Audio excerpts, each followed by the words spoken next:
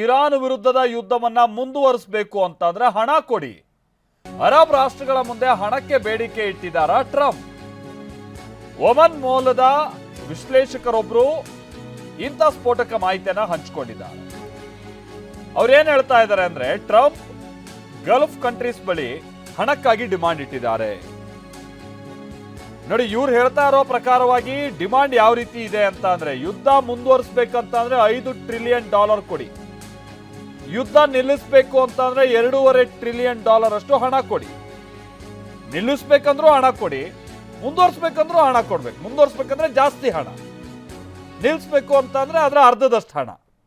ಹೀಗೆ ಟ್ರಂಪ್ ಒಂದು ಬೇಡಿಕೆಯನ್ನು ಇಟ್ಟಿದ್ದಾರೆ ಅಂತ ಹೇಳಿ. ಯಾಕೆ ಗಲ್ಫ್ ಕಂಟ್ರೀಸ್ ಮುಂದೆ ಬೇಡಿಕೆ ಇಟ್ಟಿದ್ದಾರೆ ಅನ್ನುವಂಥ ಸಹಜ ಪ್ರಶ್ನೆ ಬರುತ್ತೆ. ಒಂದು, ಅಮೆರಿಕ ಯುದ್ಧದಿಂದ ಬಹಳ ನಷ್ಟಕ್ಕೆ ಒಳಗಾಗಿದೆ ಅನ್ನುವಂಥದ್ದು ಅದೇನು ಮುಚ್ಚಿಟ್ಟಿರುವಂಥ ಸಂಗತಿ ಅಲ್ಲ, ನಿಜ ಅದು. ಎರಡನೇದಾಗಿ ಏನು ಅಂತ ಅಂದ್ರೆ ಗಲ್ಫ್ ರಾಷ್ಟ್ರಗಳು ಈಗ ಸಂಕಷ್ಟದಲ್ಲಿ ಸಿಕ್ಕಾಕೊಂಡಿವೆ. ಇದು ಹೆಂಗೆ ಅಂತಂದ್ರೆ ಈಗ ಅರ್ಪೆಟ್ಟು ಅಂತಾರಲ್ಲ, ಅರ್ಧ ಹೊಡೆದು ಬಿಟ್ಟಂಗಿದು, ಅದು ಹುಚ್ಚುಚ್ಚಾಗಿ ಎಲ್ಲೆಲ್ಲಿ ತಿರುಗುತ್ತೆ ಗೊತ್ತಾಗಲ್ಲ. ಈಗ ಇರಾನ್ ಸ್ಥಿತಿ ಹಂಗಾಗಿದೆ, ಅರ್ಧ ಹೊಡೆದು ಬಿಟ್ಟಿದ್ದಾರೆ. ಅವ್ರ ಅಕ್ಕಪಕ್ಕ ಇರುವಂಥ ದೇಶಗಳ ಮೇಲೆ ಯುದ್ಧ ಶುರು ಮಾಡಿದ್ದಾರೆ ಅಥವಾ ಮೇಲಿನ ಮೇಲೆ ಅಟ್ಯಾಕ್ ಮಾಡ್ತಿದ್ದಾರೆ. ಇದಕ್ಕೆಲ್ಲ ಒಂದು ಅಂತ್ಯ ಹಾಡಬೇಕು ಅಂತ ಅಂದ್ರೆ ಇರಾನನ್ನ ಪೂರ್ಣ ಮುಗಿಸ್ಬಿಡ್ಬೇಕು ಅಂತ ಹೇಳ್ಕೊಂಡು ಕೂಡ ಗಲ್ಫ್ ರಾಷ್ಟ್ರಗಳು ಅಮೆರಿಕದ ಮುಂದೆ ಬೇಡಿಕೆ ಇಟ್ಟಿದ್ದಾರೆ ಅಂತೆಲ್ಲ ಹಿಂದೆ ಚರ್ಚೆ ಆಗ್ತಾ ಇತ್ತು. ಆಯ್ತು, ಮುಗಿಸ್ತೀವಿ, ದುಡ್ಡು ಕೊಡಿ. ಇಲ್ಲ, ಆಯ್ತು, ನಿಲ್ಲಿಸ್ತೀವಿ, ಒಂದು ಸಂಧಾನಕ್ಕೆ ಬರ್ತೀವಿ, ದುಡ್ಡು ಕೊಡಿ.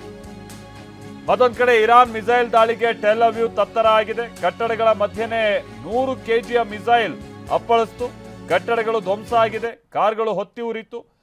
ಮಿಸೈಲ್ ದಾಳಿಗೆ ಟೆಲ್ ಅವೀವ್ನಲ್ಲಿ 3 ಗಾಯ ಆಗಿದೆ ಅನ್ನೋದು ಕೂಡ ತಿಳಿದು ಬರ್ತಾ ಇದೆ. ಇಸ್ರೇಲ್ ಮೇಲೆ ಇರಾನ್ ಅಟ್ಯಾಕ್ ಅನ್ನ ಮುಂದುವರಿಸ್ತಾ ಇದೆ.